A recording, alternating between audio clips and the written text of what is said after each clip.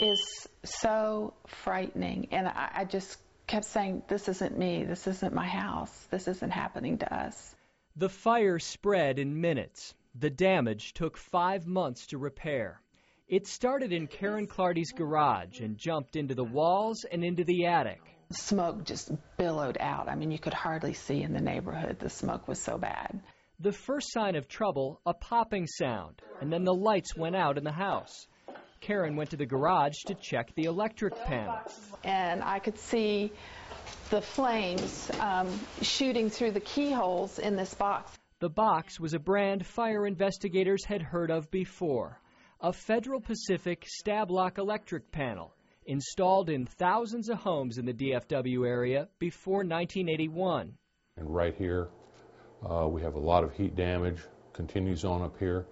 Mark Goodson is an engineer who investigated the Clardy's fire for an insurance company. It wasn't the first he'd seen involving a Federal Pacific panel. We have seen people injured, burned, but we have also seen houses range from a small fire in a closet to almost completely burned down.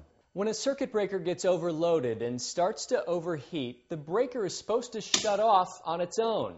That's to prevent a fire.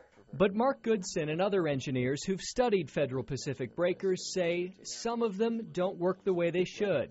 On some of these breakers, the heat will be generated as it should be, indicating a problem, but the breaker never cuts off. It just stays on. One study by a New York engineer, Jesse Ehrenstein, looked at nearly 1,500 Federal Pacific breakers and found about 1 out of every 4 failed to trip when overloaded, creating a fire risk. Federal Pacific is no longer in business, but in the 1980s, the company notified the Consumer Product Safety Commission that many of its circuit breakers did not comply with UL requirements. UL is a testing service that checks the safety of electric products. But even though the boxes didn't meet those standards, Federal Pacific still claimed they were not a fire hazard. The CPSC never took action to force a recall. Instead, the agency shut down the investigation and put out this news release saying they didn't have the money to study the issue. Karen Clardy was stunned to learn there was no recall, no warning. I can't believe that they have kept this almost like a secret.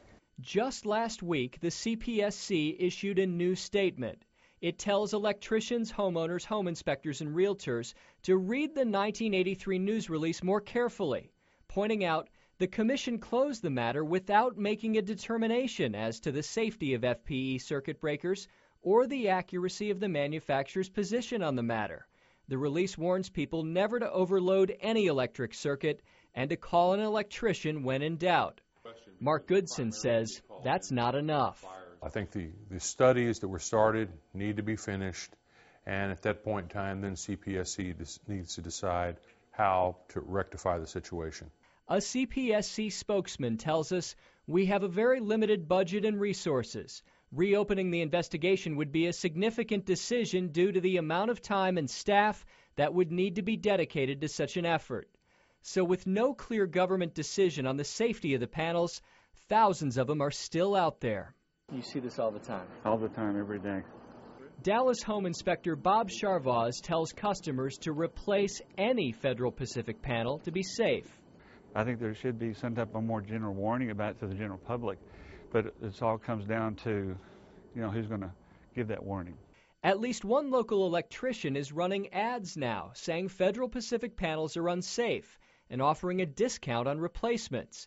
And in neighborhoods, word is getting out. Just heard through the internet and neighbors and word of mouth that it was, maybe unsafe, so we decided to upgrade. Karen Clardy shared her story because she wants everyone to look closely at the box in their garage or bedroom closet. Because you pay such a big price if you just don't take care of this. Scott Friedman, NBC5, Dallas.